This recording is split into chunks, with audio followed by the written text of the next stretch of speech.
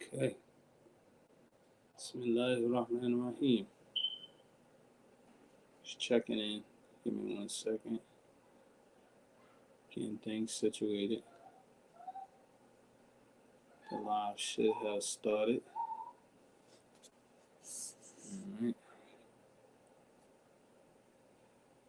1, 2, 1, 2.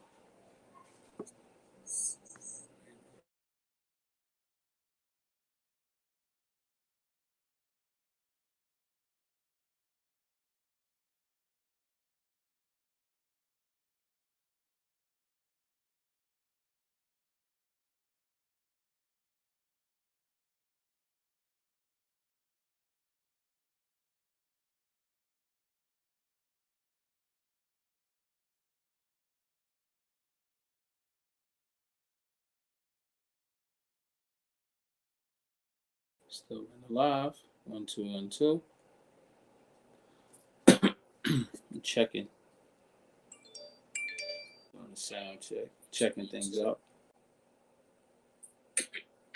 Checking. Sound check. Checking things out. Checking. Sound check. Checking things out. All right.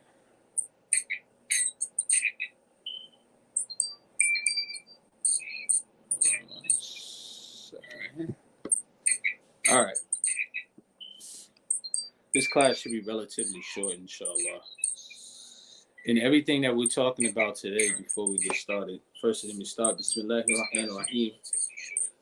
Wa sallallahu ala sayyidina Muhammad wa ala alihi wa sahbihi wa sallam. Radiyallahu ta'ala anhu asad al-tabi'ina wa ulama amilina wa a'ima arba'i mujtahidin wa muqalidihim ila yawm ad-din amma ba'd.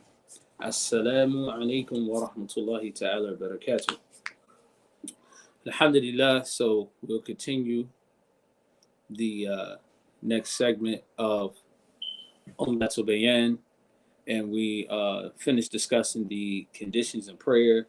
We mentioned that there's two types of shurut, which is the Arabic word, the plural word for the conditions. The shurut there's two types of conditions, So one is this has to be fulfilled before you can even approach the action, and then the other one is fulfilled for the validity of the action, right? So we talked about this in the last class. If you missed that review, but we'll give a quick oversight. When we talked, the first condition of the Salah is purification, to purify yourself from hadith, and also to purify from filth from the body, the clothes, in the place of prayer. The second one is covering the awrah, covering the private parts. In today's class, that's what we're going to discuss. The third is istiqbal al-qibla, facing the qibla. The fourth is to avoid any speaking during the prayer. Once the takbir ihram, that is when the person raises his hands up, right, and say Allahu Akbar, right? That is the takbir ihram.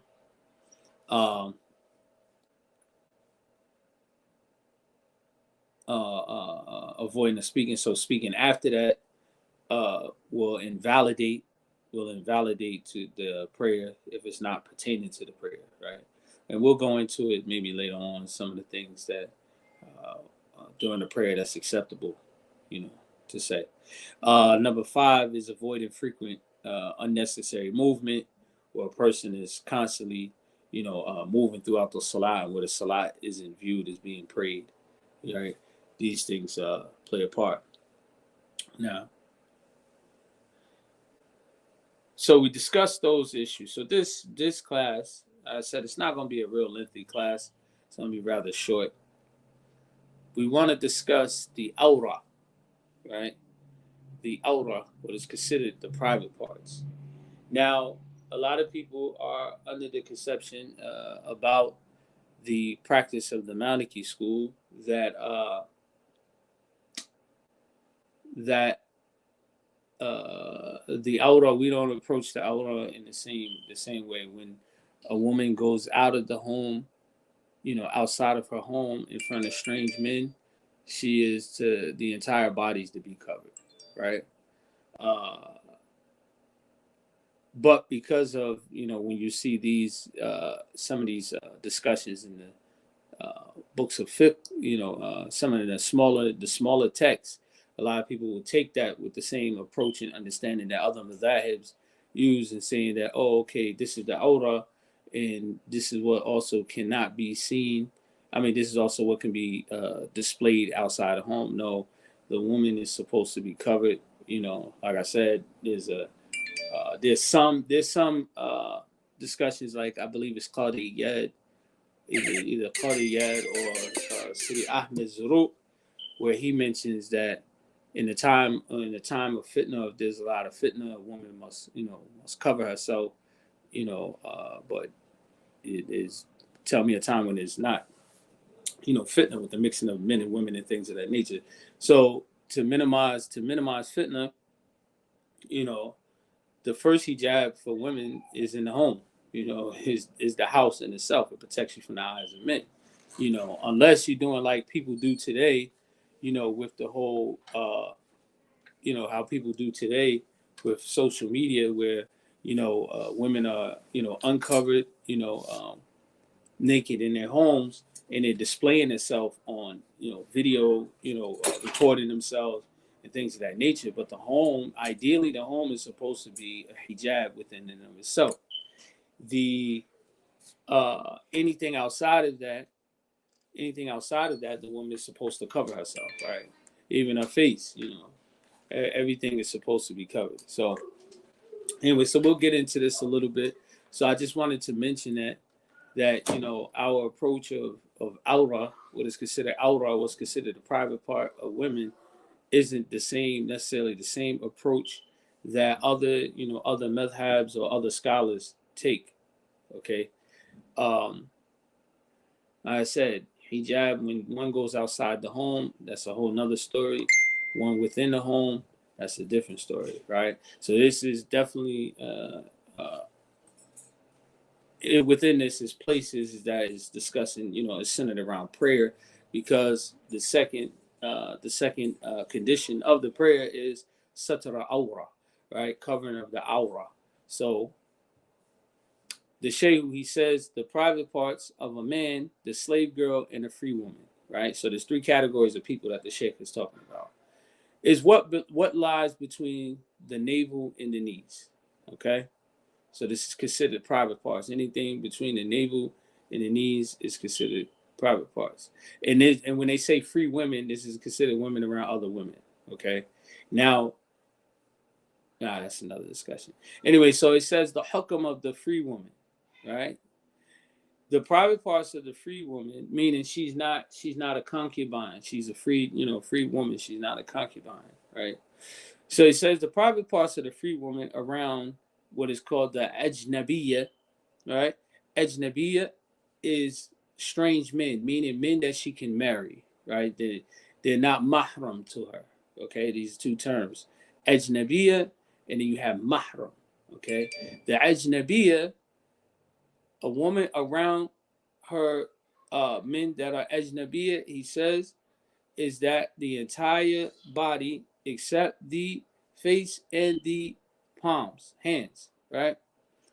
The private parts of a woman with her male relatives that she is forbidden to marry, that's mahram to her, is the entire body except the face and the extremities, atraf, like the arms, right, the legs, his head, his feet, right?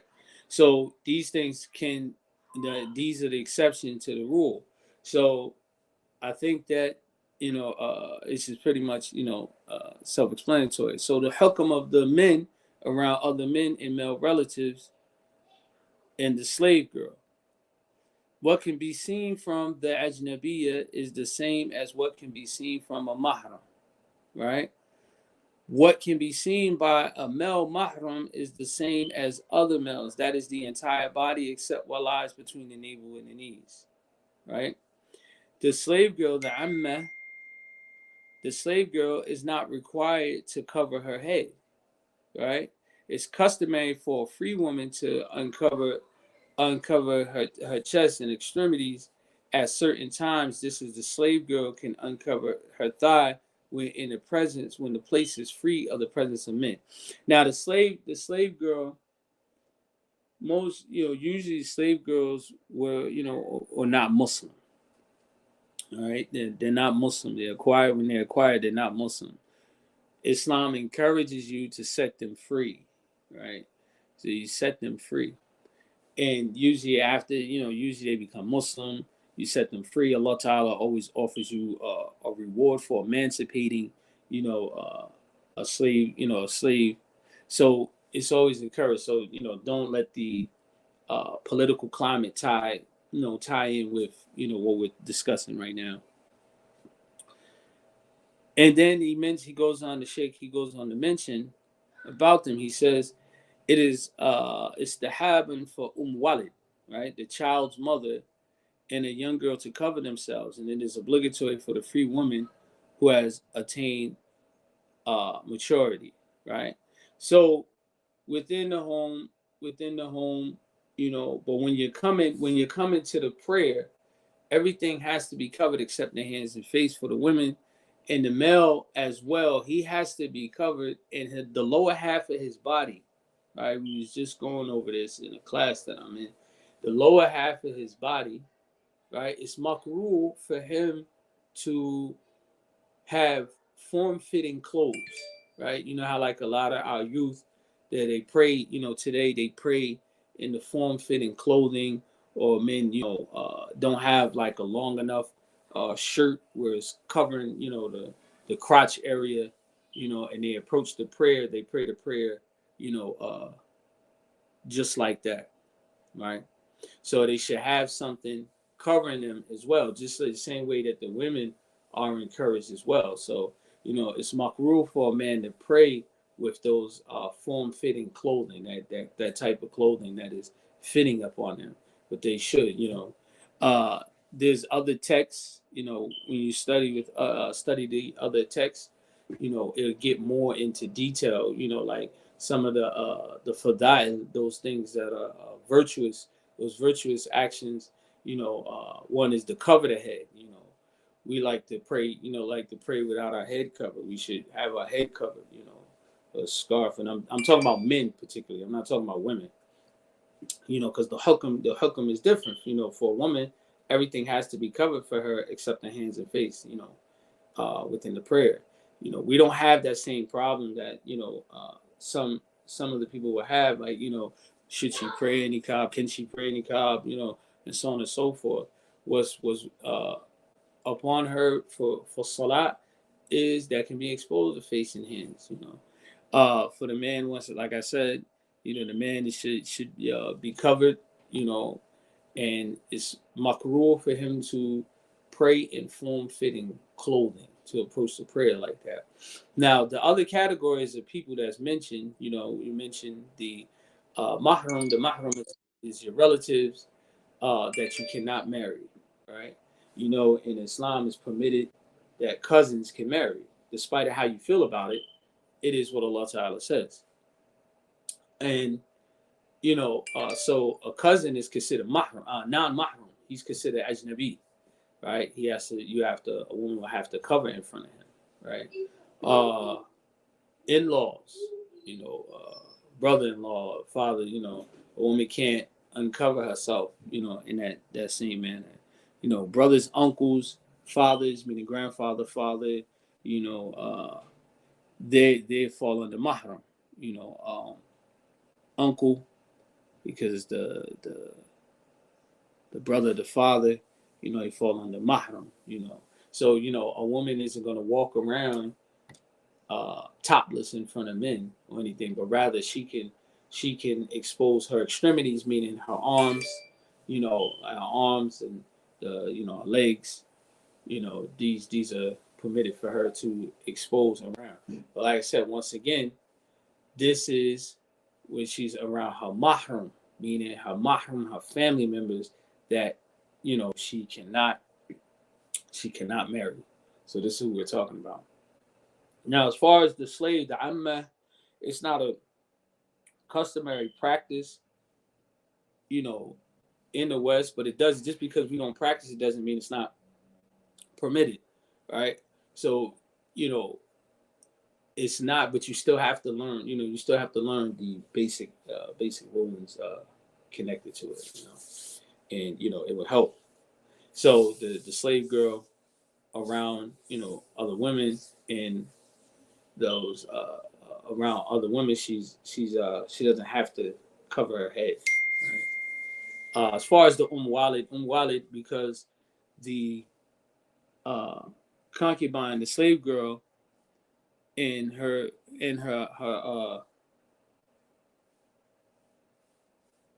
master, I guess you could say, for lack of better words, you know, he can cohabitate with her, and if he have a child with her, the child is considered legitimate. It's not a child that's born out of wedlock, and you know, her title is Walid, you know, the mother of the child. Okay, and that child inherits from the father just as well, and it's encouraged for him to set her free, marry her, set her free, you know. So this, you know, this is different, and of course, this goes into a whole nother different discussion, but this was discussed and mentioned in the text because of the role it plays when we're talking about satara aura, covering the aura, right? And it's mentioned, and I guess he just took the time to mention that there. Versus then, if you see in other books of Sheikh Abdullahi then Fodio, he talks about the issue of women, you know, covering completely, you know, her face, you know, and everything when she leaves outside of the home. He goes a little more in detail. So don't think because it's mentioned here, this is a book that's covering those things. That actually the name of the book is Umdat'l Bayaan wa Wajibat ala Ayan, right? The supporting explanation of those things that are obligatory, incumbent upon a person for every individual to know.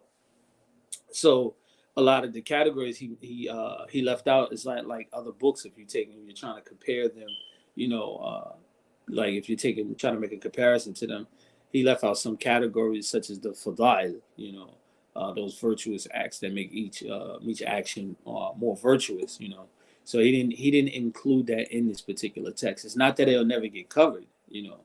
This is the end all be all text, you know. This is just the beginning to get you into the basics, the primers, you know, to move you on to higher levels of books. And also Sheikh Uthman bin Fodio, to Qadamullah bi Rahmati. I mean, he has written other books, you know, pertaining to the Fard Ayn that explains a little bit more in detail. One of them is known as Kitab al-Ulum Mu'amila, right? It's translated into English. It's called Handbook on Islam, right? And so, you know, and he goes a little bit more into detail in explaining, you know, explaining some matters, you know, pertaining to the faraid. So, you know, but anyway, so he said that is obligatory for the free woman who has obtained maturity, the young girl, all of them to cover themselves, right? You know, it's their obligation. So, with that, inshallah, we'll stop there.